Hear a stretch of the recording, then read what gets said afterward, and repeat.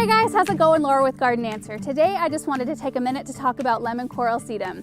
It's the annual plant of the year for a very good reason. I've personally grown it for several years in my own garden and have had just fantastic success both with it in the landscape and in containers. So in the landscape I planted it several different ways, but a couple of my favorite are planting it in front of a darker colored coleus, so you kind of get that sharp contrast of foliage colors. And then also I planted it in front of Rock and Play in the blue salvia, and I think that was my absolute favorite.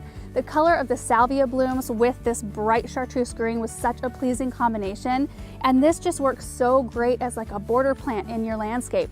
It just fills in and kind of intermingles with your plants, and it's just beautiful. And in containers I've used it a couple different ways. So I've used it as a focal point where I planted lemon coral sedum alone in a couple of different urns that had kind of low bowls, and they flanked a bench in our garden, and it was just so pretty. It was kind of a peaceful look. It didn't distract your eye, but it was very dramatic to look at.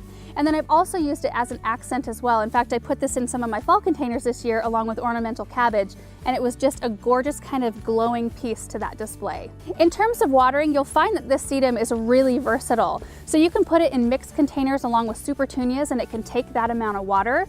You can also put it with succulents, so in a mixed succulent arrangement, and it will take lower amounts of water and still look beautiful and will still thrive. Because this is the national annual of the year, you shouldn't have any problem finding it, and I would really encourage you guys to give it a try because it's so versatile and so beautiful in the landscape. I think you will love it. You can find this plant at Bedford Fields Garden Center.